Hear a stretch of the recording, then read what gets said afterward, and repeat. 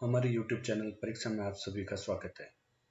इस अंक में हम अंतर्राष्ट्रीय जीके सीरीज करने जा रहे हैं, जिसका पार्ट 1 आपके सामने प्रस्तुत है, जो कि SI 2021 व पटवार 2021 के लिए अति महत्वपूर्ण है। इसमें से प्रश्न आने की पूर्ण संभावनाएं हैं। इनमें हम टॉपिक्स जो कवर करेंगे वो है COP21 यानी कॉन्फ्रेंस ऑफ पार्टीज, मानव विकास रिपोर्ट, मानव विकास सूचकांक, टाइम मैगजीन के पर्सन ऑफ द ईयर और बिजनेस ऑफ द ईयर, चीन द्वारा निर्मित कृत्रिम सूर्य, अमेरिका की स्पेस फोर्स, इजराइल मोरक्को समझौता, फोर्ब्स सूची में 100 शक्तिशाली महिलाएं, बांग्लादेश भूटान पहला तरजीही व्यापार समझौता, जलवायु आपातकाल, Bharat Bangladesh, space x, America के 46वें राष्ट्रपति और हेनले पासपोर्ट इंडेक्स। ये सभी वह मुद्दे हैं या वह जीके की कुछ पार्ट हैं जो कि एग्जाम में आने के लायक हैं। तो सबसे पहले बात करते हैं COP21 कॉन्फ्रेंस ऑफ पार्टीज की। यहाँ पे आप देख रहे होंगे कॉन्फ्रेंस ऑफ पार्टीज 21 का लोगो, इसको CMP11 भी कहा गया है, जो कि पेरिस फ्रांस में 2015 में हुआ, 2 दिसंबर 2015 को। और ये कॉन्फ्रेंस ऑफ पार्टीज करवाया जाता है UN के द्वारा, और जिसमें थीम रखी होती है climate change conference. Climate change क्यों, यानी जलवायु परिवर्तन। जलवायु परिवर्तन पर आजकल बहुत ही ज़्यादा मुद्दे उठ रहे हैं, बहुत ही ज़्यादा प्रश्न बन रहे हैं। तो COP21 जो है वो बताती है कि जलवायु परिवर्तन कानूनी रूप से एक बाध्यकारी अंतर्राष्ट्रीय संधि है। इसमें 2 दिसंबर 2015 में 196 पार्टियों द्वारा अपनाए गए यानी हस्ताक्षर किए गए, और 2016 को ये लागू हो गया। जलवायु परिवर्तन क्यों होता है, तो उसके लिए कुछ गैसें हैं जो उत्तरदायी होती है, जैसे कि ग्रीन हाउस गैसें, जिनका नाम कह सकते हैं उत्तरदायी गैसों को ग्रीन हाउस गैसें। कौन कौन सी ग्रीन हाउस गैसें, सवाल ये भी बनता है। तो जल वाष्प, carbon dioxide, methane, nitrous oxide और O3 यानी कि ओजोन, ये सभी ग्रीन हाउस गैसों के अंतर्गत आती है, जो कि जलवायु परिवर्तन करने में महत्वपूर्ण है, जलवायु के ऊपर दुष्प्रभाव डालती है। अब ये क्यों चर्चा में है, जबकि बात 2015 की है, लेकिन फिर भी चर्चा में है। उसका कारण ये है कि फ्रांस के राष्ट्रपति इमैनुअल मैक्रों, आप यहाँ देख रहे होंगे यंग एंड डायनामिक, ये हैं फ्रांस के राष्ट्रपति इमैनुअल मैक्रों। इन्होंने जलवायु परिवर्तन के विरुद्ध तथा पर्यावरण संरक्षण के लिए कुछ प्रावधानों को देश में संविधान में जोड़ने के लिए जनमत संग्रह कराने की घोषणा की। अब ये जनमत संग्रह क्या होता है? जनमत संग्रह का मतलब ये है कि 100% में से 51% लोगों की एक पक्ष में वोटिंग, उसको कहते हैं जनमत संग्रह। जनमत संग्रह शब्द इसलिए भी इम्पोर्टेंट है क्योंकि जनमत संग्रह हमारे जो शब्दावली है, पारिवारिक शब्दावली या हम कहें ऑफिशियल शब्दावली वगैरह, इन सब के अंदर हमारे हिंदी के जो पेपर है, SI पेपर फर्स्ट हिंदी, उस हिंदी के अंदर जनमत संग्रह को इंग्लिश में क्या कहते हैं, उसकी स्पेलिंग पूछ सकते हैं। तो ये है रेफरेंडम, इसको हम रेफरेंडम भी कहते हैं। और 5वीं वर्षगांठ थी COP21 की 12 दिसंबर 2020 को। अगली बात करते हैं मानव विकास रिपोर्ट 2020। ये UNDP प्रोग्राम के तहत करवाया जाता है, जिसमें कि 189 राष्ट्र सम्मिलित होते हैं। और इस मानव विकास रिपोर्ट में शीर्ष स्थान प्राप्त किया है नॉर्वे ने। नॉर्वे आप सभी जानते होंगे, उत्तरी अमेरिका और कनाडा से भी ऊपर, लगभग ये कह सकते हैं सबसे ऊपर टॉप में, मैप के अंदर देखेंगे तो आपको मिल जाएगा। नॉर्वे के बाद और सबसे अंतिम स्थान इसमें हासिल किया है नाइजर 189वां स्थान, यानी सबसे लास्ट, इसको और कोई स्थान मिला ही नहीं। भारत का स्थान है 131वां, जो कि 2 अंक गिरा है। ये थोड़ी सी गलत बात है, लेकिन फिर भी 131वां स्थान है। अब मानव विकास रिपोर्ट बनाई कैसे जाती है? मानव विकास रिपोर्ट बनाने के लिए किसी भी राष्ट्र का, कोई भी राष्ट्र के लिए 3 उसकी कह सकते हैं कि आधार है। क्या है? स्वास्थ्य यानी कि हेल्थ, शिक्षा और जीवन के स्तर यानी कि नॉलेज और लिवलीहुड स्टेटस, और लास्ट है GDP, ग्रॉस डोमेस्टिक प्रोडक्ट यानी कि सकल घरेलू उत्पाद। ये GDP और यहाँ पर लिखा हुआ प्रति व्यक्ति सकल राष्ट्रीय आय, इनको हम जब आर्थिक जीके पढ़ेंगे तो उसके अंदर हम इनको कवर करेंगे। और जब मानव विकास रिपोर्ट जारी की जाती है UNDP के द्वारा, उसी समय मानव विकास सूचकांक भी जारी किया जाता है। सूचकांक और रिपोर्ट दोनों अलग अलग हैं, आप इन दोनों को मिक्स ना करें, दोनों के आधार अलग हैं। यहाँ पर देखिए मानव विकास रिपोर्ट का आधार है स्वास्थ्य, शिक्षा और जीवन के स्तर जीडीपी, जबकि मानव विकास सूचकांक का आधार है जीवन प्रत्याशा, ज्ञान की पहुंच, प्रति व्यक्ति सकल राष्ट्रीय आय। यह है मानव विकास सूचकांक के आधार कि जिनके बेस पे किसी राष्ट्र का सूचकांक तैयार किया जाता है। कुल 4 श्रेणियों में ह्यूमन डेवलपमेंट इंडेक्स बना होता है, जिनमें से अत्यधिक, उच्च, मध्यम और निम्न। अत्यधिक वे होते हैं देश जिनका 0.800 से ज्यादा स्कोर हो, निम्न वे जो 0.550 से कम स्कोर हो, और हमारा देश आता है मध्यम एचडीआई वाले देश में 0.550 से 0.699 तक। शीर्ष स्थान ह्यूमन डेवलपमेंट इंडेक्स में हासिल किया है नॉर्वे ने 0.957 के स्कोर के साथ। अब यहाँ पे देखिए एचडीआई बनता कैसे। एचडीआई बनाने के लिए एक फ्लो चार्ट दे रखा है। लॉन्ग एंड हेल्थी लाइफ, यानी लाइफ एक्सपेक्टेंसी एट बर्थ, यानी कि जब आप पैदा हो गए तब आपकी कितने लोग जी पाए, कितने लोग मर गए, ठीक है, जिसको बाल मृत्यु दर भी कहते हैं। नॉलेज, कि आपकी नॉलेज कैसी है, उसके बेस पे स्कूलिंग की, कॉलेज की। और decent standard of living. Decent standard का मतलब ये नहीं है कि बहुत ही लग्जरी लाइफ। डिसेंट स्टैंडर्ड का मतलब है एक सामान्य ऐसी जिंदगी जिसके अंतर्गत आप सुबह शाम अपने खाना खा सको, आराम से खर्चे निकाल सको, आराम से गाड़ी मेंटेन कर सको। और ये की जाती है जीएनआई पर कैपिटा डॉलर के बेस पे। और इन तीनों को मिलाकर बनता है ह्यूमन डेवलपमेंट इंडेक्स। इसमें भारत की स्थिति क्या है? 2020 के अंदर जारी हुई सूचकांक में तो भारत की स्थिति मध्यम मानव विकास सूचकांक के अंतर्गत आती है और श्रेणी है 131 में। नंबर पे कौन से नंबर में? 131वें नंबर पे, जिसमें एचडीआई का स्कोर है हमारा 0.645 और 2019 में था 129वां, यानी पहले अच्छा था, अब थोड़ा खराब हो गया। और 2020 के बाद में यूएनडीपी ने प्रति व्यक्ति उत्सर्जन और मेटेरियल फुटप्रिंट के लिए भी एक मैट्रिक नीति अपनाई है।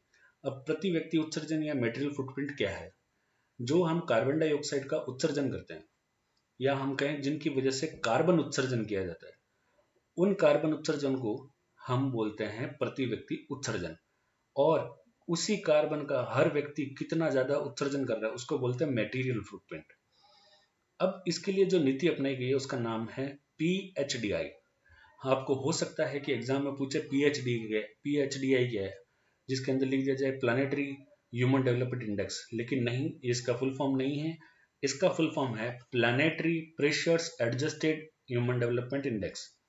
अब ह्यूमन डेवलपमेंट इंडेक्स क्यों जारी किया, किसने जारी किया? तो इसके पीछे जो सोच थी वो सोच थी पाकिस्तानी अर्थशास्त्री महबूब उल हक की, जिसका समर्थन किया था भारतीय अर्थशास्त्री अमर्त्य सेन ने। 1990 में इन्होंने समर्थन किया और यूएनडीपी ने 1990 में ही एचडीआई पहली बार जारी किया। अब बात करते हैं टाइम मैगजीन की। टाइम मैगजीन अमेरिका की जानी मानी पत्रिका, जो कि अलग अलग अवार्ड और काफी सारे चर्चा में रहती है, जिसके अंदर इस बार दिया गया पर्सन ऑफ द ईयर 2020, जो कि दिया गया जो बाइडेन और कमला हैरिस को। आप सभी जानते होंगे जो बाइडेन वे जो अमेरिका के राष्ट्रपति हैं और कमला हैरिस अमेरिका की उपराष्ट्रपति। दोनों को अमेरिकी परिदृश्य बदलने के लिए दिया गया। अब अमेरिकी परिदृश्य क्या है? अमेरिकी परिदृश्य इस तरीके से देखा जा सकता है कि जो बाइडेन जो कि उदारवादी नीति के व्यक्ति हैं, उदारवादी सोच पे चलते हैं, और कमला हैरिस वहां की पहली अश्वेत महिला उपराष्ट्रपति हैं। तो एक तरह से देखा जाए तो जो अमेरिका के अंदर अश्वेत व्यक्तियों रह रहे हैं, जिनको हमें थोड़ी परेशानी है कि हाँ भाई हम रह रहे हैं तो हमारे साथ भेदभाव किया जा रहा है, तो अब वो कम होगा या नहीं होगा। तो उस परिदृश्य को बदलने के लिए, लोगों की सोच को बदलने के लिए, वहां पे एक नया चेंज लाने के लिए इनको दिया गया पर्सन ऑफ द ईयर 2020 का अवार्ड। 2019 में दिया गया था क्लाइमेट एक्टिविस्ट, यानी कि जलवायु एक्टिविस्ट को ग्रेटा थनबर्ग, जो कि 16-17 साल की एक लड़की है, जो कि स्टॉकहोम स्वीडन की रहने वाली है, जिसकी एक स्पीच थी हाउ डियर यू, तुम्हारी हिम्मत कैसे हुई। ये एक भाषण दिया था इन्होंने COP 25 2019 में, जो कि यूएन क्लाइमेट कॉन्फ्रेंस का ही एक हिस्सा था। 2019 में भी हुआ था। उसके अंदर ग्रेटा थनबर्ग ने स्पीच दी थी, जिस स्पीच का नाम था हाउ डियर यू, तुम्हारी हिम्मत कैसे हुई। अगली बात करते हैं business person of the year 2020 की। आप सभी जानते होंगे कि कोरोना की महामारी के बाद वर्चुअल या मैं कहूँ वीडियो कॉन्फ्रेंस खूब ज़्यादा होने लगी, जो कि सबसे बड़ी उभरती हुई जो कॉन्फ्रेंस साइट थी, वीडियो कॉन्फ्रेंसिंग साइट थी या एप्लीकेशन थी, वो थी जूम ऐप। और जूम ऐप के सीईओ हैं एरिक युआन। ये आप देख रहे होंगे एरिक यूवान, हंसता हुआ चेहरा, एरिक यूवान। अब टाइम के बारे में कुछ अगर इंपॉर्टेंट बात करें तो टाइम मैगजीन कब से शुरू हुई, कब से इसने ये अवार्ड्स निकालने शुरू किए, तो इसने ये किया 1927 से। अब ये किस बेस पे निकालती है, ये किसी भी व्यक्ति, किसी भी समूह, किसी भी संस्था, किसी भी निजी क्षेत्र, सरकारी क्षेत्र को मतदान द्वारा चुना जाता है, कुछ लोगों द्वारा मतदान द्वारा चुना जाता है। अब वो मतदान, ये देखा जाता है कि उस व्यक्ति, समाज या उस संस्था के द्वारा समाज के ऊपर सकारात्मक या नकारात्मक प्रभाव स्थापित हुआ या नहीं। स्थापित होता है तो उनको अवार्ड दिया जाता है। भारत में महात्मा गांधी पहले व एकमात्र व्यक्ति हैं जिन्हें 1930 का person of the year award दिया गया। इसके बाद किसी का नंबर ही नहीं आया। चीन द्वारा निर्मित कृत्रिम सूर्य। अब कृत्रिम सूर्य नाम ही पढ़ने में समझ में आ रहा है कि कृत्रिम सूर्य क्या है, लेकिन यहाँ पर अगर थोड़ा ध्यान दें तो कृत्रिम सूर्य वह नहीं है कि एक सूर्य बना दिया और उसमें एनर्जी क्रिएट कर दी, नहीं, ऐसा नहीं है। चीन के वैज्ञानिकों ने दक्षिण पश्चिम सिचुआन प्रांत में एक परमाणु संलयन रिएक्टर यानी कि न्यूक्लियर फ्यूजन रिएक्टर का संचालन किया, जिसे हम कृत्रिम सूर्य कहते हैं। कारण यह है कि इसका तापमान बहुत अधिक है और इस रिएक्टर का नाम रखा है उन्होंने HL2M टोकामाक। क्या नाम रखा है?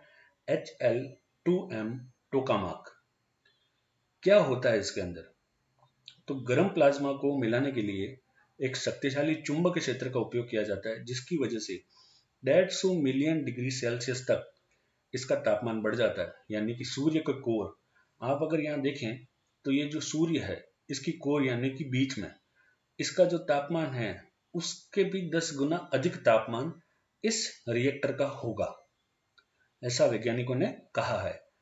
अब जब बात हो रही है तो आप ये देखिए, ये है इस तरह का चाइना का बनाया हुआ HL2M टोकामैक। लेकिन अगर जब न्यूक्लियर फ्यूजन रिएक्टर की बात होती है तो विश्व का सबसे बड़ा न्यूक्लियर फ्यूजन रिसर्च प्रोजेक्ट है फ्रांस में। कहाँ पर है? फ्रांस में।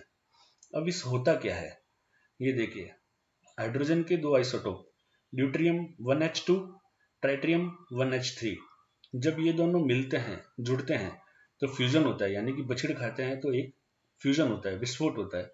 उस विस्फोट से एक तरफ निकलती है हीलियम गैस और एक तरफ एक न्यूट्रॉन अलग हो जाता है, जिसकी वजह से यहाँ पर एक एनर्जी क्रिएट होती है। इस ऊर्जा का संचरण एक तरह से कृत्रिम सूर्य को जन्म देता है। बात है अगली अमेरिका की स्पेस फोर्स। अमेरिका की स्पेस फोर्स अब इसलिए भी इंपॉर्टेंट है, काफी बच्चों में ये हो सकता है कि एग्जाम में गलती करें कि स्पेस एक्स और स्पेस फोर्स के बीच में कंफ्यूजन हो, लेकिन ध्यान रखें कि यहाँ पे ये देखिए लोगो, इस लोगो के अंदर दे रखा है department of the air force, यानी एयर फोर्स का एक विभाग, United states space force. Air force का एक विभाग है जिसका नाम रखा गया है स्पेस फोर्स। अब ये स्पेस फोर्स पूर्व राष्ट्रपति ट्रंप ने इसके बनाने के लिए निर्देश दिए थे और इन्होंने कहा कि इसके जो जवान होंगे उनको कहेंगे गार्जियंस। क्या कहेंगे? गार्जियंस। जिसकी जानकारी उपराष्ट्रपति माइक पेंस ने दी थी, पूर्व उपराष्ट्रपति।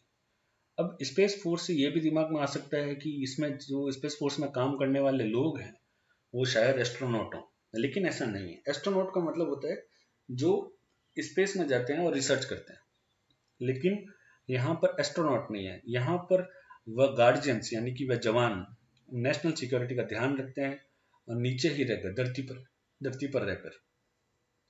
यह है अमेरिका की स्पेस फोर्स। अगला है इजराइल मोरक्को समझौता। इजराइल और मोरक्को अपने राजनयिक संबंध स्थापित करेगा और किसके हस्तक्षेप से करेगा? ट्रंप के हस्तक्षेप से। ट्रंप ने मोरक्को के राजा मोहम्मद सिक्स्थ या मोहम्मद छठे और इजराइल के पीएम बेंजामिन नेतन्याहू, पूर्व पीएम बेंजामिन नेतन्याहू, क्योंकि अभी के जो पीएम हैं उनका नाम आइजैक है, तो पूर्व पीएम बेंजामिन नेतन्याहू और मोरक्को के राजा मोहम्मद छठे के बीच में एक समझौता स्थापित करवाया, जिसके तहत मोरक्को इजराइल के साथ सामान्य संबंध बनने वाला चौथा अरब देश बन गया। कितना अरब देश बन गया? चौथा। पहला कौन है? यूएई यानी संयुक्त अरब अमीरात, दूसरा है बहरीन, तीसरा है सूडान। इस राजनयिक संबंध या इन समझौते में जो बनाया गया इजराइल मोरक्को जो समझौता हुआ है, इसके अंतर्गत होगा क्या? एक तो राजनयिक संबंध स्थापित होंगे, यानी कि कूटनीति होगी, राजनीति अच्छे से होगी। दूसरा, रब्बात और तेल अवीव में दूतावासों की शुरुआत करेगा। अब रब्बात क्या है? रब्बात है मोरक्को की राजधानी और तेल अवीव है इजराइल का एक शहर। आर्थिक सहयोग करेंगे एक दूसरे का। और पश्चिमी सहारा पर मोरक्को की संप्रभुता की मान्यता दी है यूएसए ने। संयुक्त राज्य अमेरिका ने मोरक्को को पश्चिमी सहारा पर संप्रभुता की मान्यता दी है। संप्रभुता क्या होता है? संप्रभुता का मतलब वह देश जो कि अपने हित में कुछ अच्छा करना चाहे तो उसको किसी की परमिशन लेने की जरूरत नहीं पड़े। बस शर्त यह है कि उसने जो भी अपने क्षेत्र के अंदर चेंजेस किए हैं उसकी वजह से किसी दूसरे देश या किसी दूसरे शहर को कोई परेशानी ना हो। यह होती है संप्रभुता। अपने हित में लिए गए निर्णय खुद ले सकते हैं, कोई दूसरे की जरूरत नहीं पड़ती आपको निर्णय लेने के लिए। अब जो ये देखिए इजराइल और मोरक्को। इजराइल अगर आप देख रहे होंगे तो यहाँ पे इजराइल भूमध्य सागर के जस्ट पास में है, बिल्कुल एकदम जुड़ता हुआ भूमध्य सागर के इजराइल है। इजराइल को अगर आप वर्ल्ड मैप में देखेंगे तो इजराइल एक बाज की चोंच जैसा दिखता है। बाज की जो चोंच होती है उसकी तरह दिखता है। अब ये इजराइल कहाँ है? तो थोड़ा और ध्यान से देखें तो इजराइल के नीचे की तरफ है इजिप्ट, साइड में है जॉर्डन, ऊपर की तरफ है सीरिया। और इजराइल में ही ये जो दिख रहा है वेस्ट बैंक और ये गाजा स्ट्रिप, गाजा पट्टी भी जिसे बोलते हैं, तो गाजा पट्टी और वेस्ट बैंक ये फिलिस्तीन का पार्ट है। और बात करते हैं वापस वही पीछे वाली स्लाइड की, तेल अवीव। तो तेल अवीव के अंदर मोरक्को अपनी एम्बेसी खोलेगा, यानी कि दूतावास को खोलेगा। और यहाँ पर देखिए उत्तरी अफ्रीकी क्षेत्र में, ये अफ्रीका है, उत्तरी अफ्रीकी क्षेत्र में मोरक्को का एक शहर, मोरक्को की राजधानी रब्बात में इजराइल अपना एक दूतावास खोलेगा। समझ में आ रहा होगा मेरे हिसाब से आप सभी को। अब बात करते हैं फोर्ब्स सूची, जो कि हर साल जारी करता है। और ये इसलिए भी महत्वपूर्ण हो जाती है क्योंकि हर साल आपको एक नई लिस्ट मिलती है और उस नई लिस्ट के हिसाब से आपके कोई ना कोई क्वेश्चन आता ही आता है। तो ये 100 शक्तिशाली महिलाओं की सूची है, जिसमें पहले नंबर पर हैं, शीर्ष स्थान जो प्राप्त किया वो किया एंजेला मार्केल, जर्मनी की चांसलर। ये पिछले 3 बार से शीर्ष स्थान पर बनी हुई हैं 100 शक्तिशाली महिलाओं में। उसके बाद 39वें स्थान पर शेख हसीना, बांग्लादेश की प्रधानमंत्री। इधर देखें तो 46वें नंबर पर क्वीन एलिजाबेथ द्वितीय सेकंड, क्वीन एलिजाबेथ द्वितीय, प्रथम नहीं द्वितीय। फिर उसके बाद भारतीय महिलाओं की बात करें तो भारतीय महिलाओं ने 4 स्थान पर काबिज किया है, जिनमें से अंडर 50 के अंदर अंदर आने वाली है वित्त मंत्री निर्मला सीतारमन। आप इन सभी को जानते होंगे, हमारे भारत की वित्त मंत्री निर्मला सीतारमन 41वां स्थान हासिल किया है। उसके बाद में HCL एंटरप्राइजेस की CEO, मुख्य कार्यकारी अधिकारी नाडर मल्होत्रा, इन्होंने किया है 55वां स्थान। कितना स्थान? 55वां। फिर है बायोकॉन की संस्थापक किरण मजूमदार शॉ, 68वां स्थान। और लैंडमार्क की प्रमुख रेणुका जगतियानी 58वां स्थान। 100 में 2 कम, चाहती तो 100 भी हो सकता था। अब एक और इंपॉर्टेंट बात, बांग्लादेश भूटान पहला तरजीही व्यापार समझौता। बांग्लादेश भूटान पहला तरजीही व्यापार समझौता। कई लोगों को यह नाम पढ़ने में या इस नाम को समझने में परेशानी आ रही होगी कि तरजीही क्या होता है। तरजीही का मतलब होता है प्राथमिकता, कि प्राथमिकता किसको दी जाएगी। तो बांग्लादेश और भूटान के बीच में जो पहला तरजीही समझौता हुआ है, इसका मतलब यह है कि बांग्लादेश भूटान को प्राथमिकता देगा कोई भी वस्तुओं को बेचने की, आयात करने की, और भूटान बांग्लादेश को पहले प्राथमिकता देगा कोई भी वस्तुओं को बेचने की, आयात करने की। तो यह किसी भी देश के साथ पहला तरजीही समझौता है बांग्लादेश का, किसी भी देश के साथ। इससे पहले कभी इसने तरजीही समझौता किसी के साथ नहीं किया है। और इस ट्रेड एग्रीमेंट में किन किन ने भाग लिया बांग्लादेश के वाणिज्य मंत्री टिप्पू मुंशी और भूटान के आर्थिक मामलों के मंत्री ल्यानपो लोकनाथ शर्मा। इनका नाम जरूर याद रखें क्योंकि ये बहुत चर्चा में बने हुए हैं, ल्यानपो लोकनाथ शर्मा। अब बांग्लादेश ने जो तरजीही समझौता किया है, यह अपने स्वतंत्र होने के 50 वर्ष के बाद किया है। क्योंकि अगर हम ध्यान दें तो 17 दिसंबर 1971 को बांग्लादेश आज़ाद हो गया और बांग्लादेश के 17 दिसंबर 1971 से अभी 2021 तक 50 वर्ष पूर्ण हो चुके हैं। अब इस ट्रेड एग्रीमेंट में होगा क्या? भूटान बांग्लादेश की 100 वस्तुओं को बिना सीमा शुल्क से आयात कर सकेगा और बांग्लादेश भूटान की 34 वस्तुओं को बिना सीमा शुल्क के आयात कर सकेगा। जब बांग्लादेश का गठन हुआ, बांग्लादेश आजाद हुआ 17 दिसंबर 1971 को, तब सबसे पहले जो मान्यता दी गई वो भूटान ने दी, क्योंकि जब भी कोई देश आजाद होता है या जब भी कोई देश अस्तित्व में आता है तो उसको मान्यताएं दी जाती हैं। उसके आसपास के जो देश होते हैं, पड़ोसी देश होते हैं, वो उनको मान्यता देते हैं, या उस महाद्वीप के जो देश हैं वो उसको मान्यता देते हैं, जिसकी वजह से वो एक कह सकते हैं कि हाँ भाई एक राष्ट्र है। तो वो मान्यता जो सबसे पहले दी थी वो दी थी भूटान ने, फिर दी भारत ने। अब बात करते हैं जलवायु आपातकाल की। जलवायु आपातकाल आज का सबसे बड़ा मुद्दा बन चुका है। जलवायु आपातकाल है क्या? आप सभी को मालूम होगा ग्लोबल वार्मिंग, जिसकी वजह से वैश्विक तापमान बढ़ रहा है और इस वैश्विक तापमान के बढ़ते हुए अनुसार समुद्र का पानी का लेवल भी बढ़ रहा है। तो जो देश द्वीप हैं, द्वीपीय देश हैं, द्वीपीय राष्ट्र हैं, उनके लिए सबसे अधिक खतरा बना हुआ है जलवायु, ग्लोबल वार्मिंग। अब इसके लिए न्यूजीलैंड की संसद ने एक क्लाइमेट इमरजेंसी बिल पास किया, जिसमें उन्होंने यह तय किया है कि वैश्विक तापमान के औसत स्तर को 1.5 डिग्री 1.5 डिग्री सेल्सियस तक रखने में सहायक होगा यह क्लाइमेट इमरजेंसी बिल। अगर आपको ध्यान हो तो वैश्विक तापमान अभी पूरे विश्व का 3 डिग्री सेल्सियस से भी अधिक है और यह climate emergency bill 1.5 degree Celsius तक इसे रखने में सहायक होगा। इस समय क्या होगा? इसमें 2025 तक देश के मतलब न्यूजीलैंड के सभी सरकारी विभागों, संस्थानों, निजी क्षेत्र की कंपनियों, उन सबको कार्बन न्यूट्रल करना।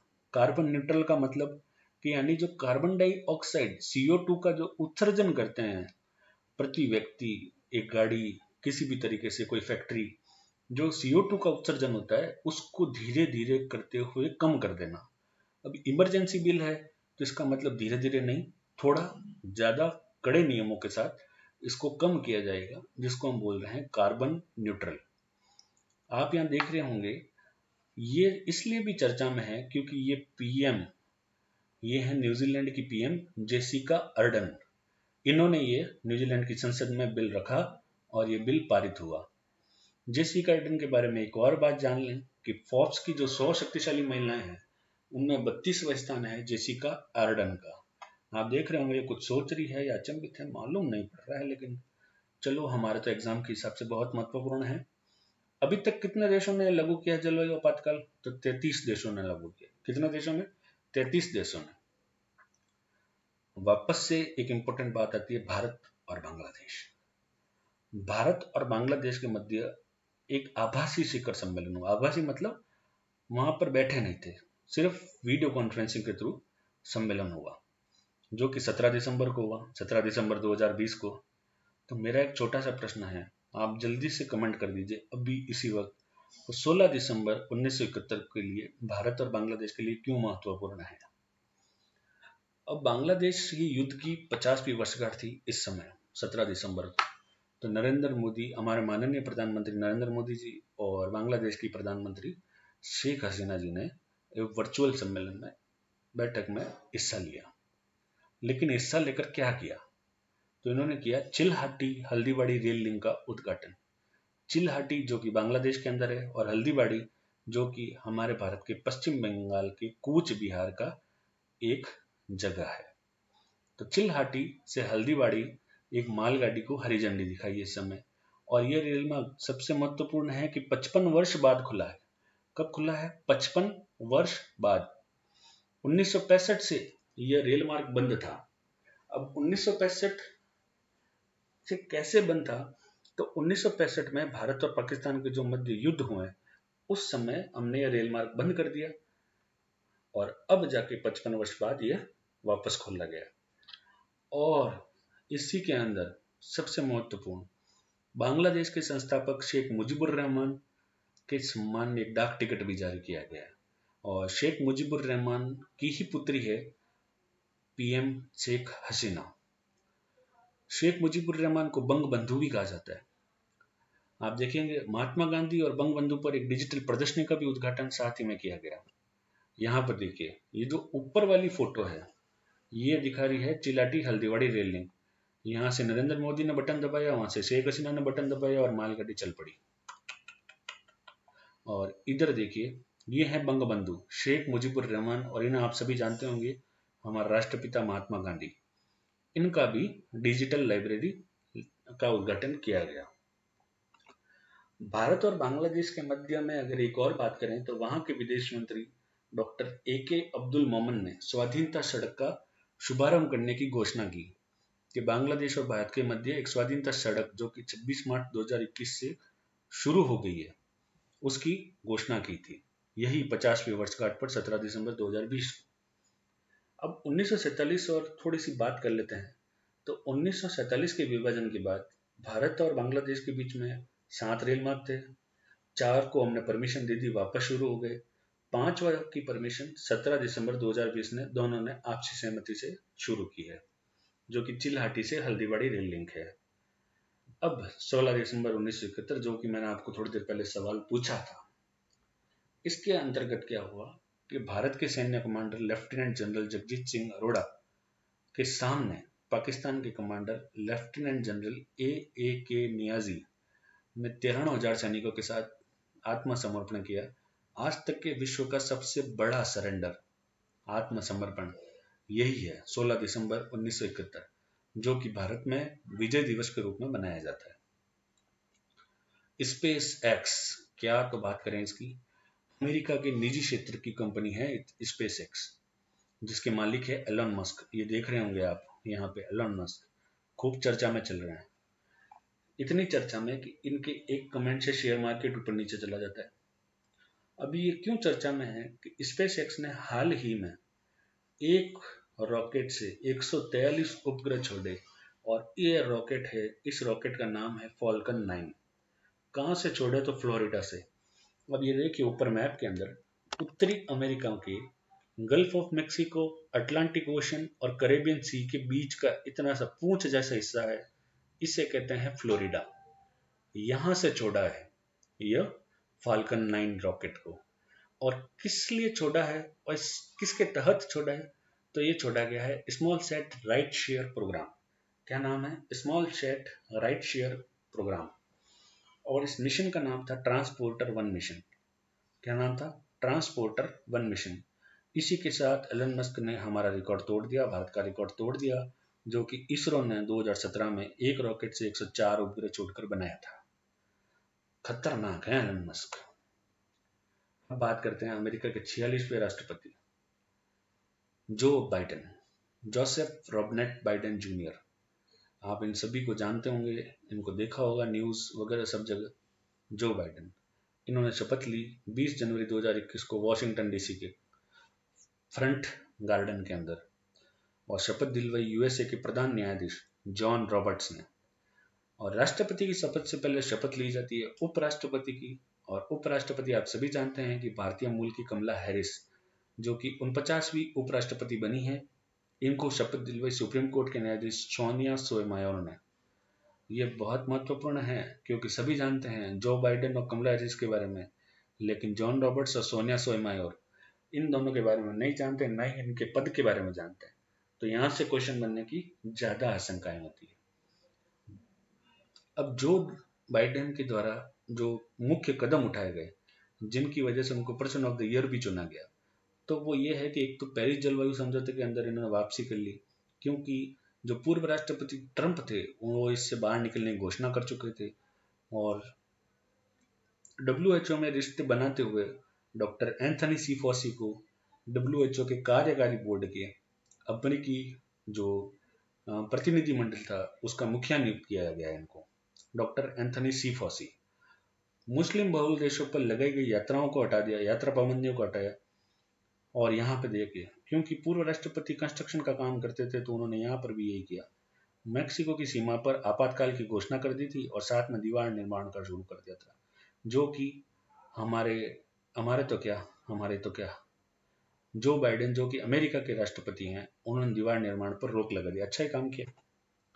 जो बाइडेन के बारे में कुछ महत्वपूर्ण बातें है कि जो बाइडेन 70 वर्षीय सबसे उम्र दराज राष्ट्रपति हैं अमेरिका के आज तक के, सबसे बुजुर्ग व्यक्ति, बासा। और 1973 में सबसे पहले ये हेलावेयर से युवा सीनेटर चुने गए थे, सबसे युवा सीनेटर। सीनेटर का मतलब ये होता है वहां का हेड, जो वहां की संसद होती है उसमें सदस्य, वो एक सीनेटर कहलाता है। संयुक्त राज्य अमेरिका, संयुक्त राज्य अमेरिका के बाइडेन 15 वैसे राष्ट्रपति हैं। कितने? 15 वैसे राष्ट्रपति है जो पहले उपराष्ट्रपति रह चुके हैं, यानी 14 ऐसे और राष्ट्रपति थे जो उपराष्ट्रपति रह चुके थे। और ये बराक ओबामा के समय भी उपराष्ट्रपति थे, 47वें। इनको कई बार बराक ओबामा के साथ देखा जा सकता है। कमला हैरिस, तो यह बहुत ज्यादा महत्वपूर्ण है क्योंकि ये उपराष्ट्रपति बनने वाली पहली अश्वेत महिला है, पहली महिला भी है और अश्वेत महिला भी है। एशियाई अमेरिकी की रहने वाली और अफ्रीकी अमेरिकी उपराष्ट्रपति है। इनकी मां हमारे तमिलनाडु, भारत के तमिलनाडु से थी और पिता ब्रिटिश जमैका से थे। Last but not the least, Henley passport index 2021। ये जारी किया जाता है ये जारी किया जाता है हैंडलैंड पार्टनर्स के द्वारा, लेकिन ऐसे ही जारी नहीं किया जाता। ये आंकड़े इकट्ठे करता है अंतर्राष्ट्रीय हवाई परिवहन संघ, जिसका दूसरा या ये कह सकते हैं इंग्लिश में नाम है international air transport association, IATA। IATA के आंकड़ों पर हेनले पार्टनर्स एक सूचकांक जारी करता है, जिस सूचकांक को हेनले पासपोर्ट इंडेक्स किया जाता है। अब इस सूचकांक का मतलब क्या है? मान लीजिए कि मेरे पास एक पासपोर्ट है, मैं भारत का नागरिक हूं और मुझे किसी देश में जाना है बिना उसकी अनुमति के, तो मैं क्या करूंगा कि एक पासपोर्ट लूंगा, टिकट लूंगा और रवाना हो जाऊंगा। तो आपको वहां पे देश की अनुमति ना लेनी पड़े, आप बस अपना पासपोर्ट और टिकट लेके देश की यात्रा कर सकें, जितने देश की आपको मान्यता मिली है, बिना वीजा। वीजा मतलब उस देश की आपको परमिशन नहीं लेनी पड़ी, आप अपने आप ही चले गए, तो वो होता है।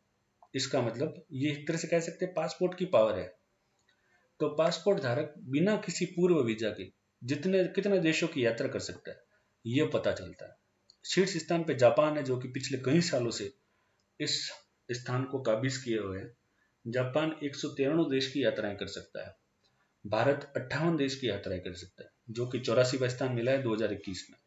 2020 में था 83वां, 2019 में था 82वां। कम ही हो रहा है। और कौन विमोचित कर रहा है? हैनलैंड पार्टनर्स। ये आप इनका लोगो देख रहे होंगे, हैनलैंड पार्टनर्स एक कंपनी।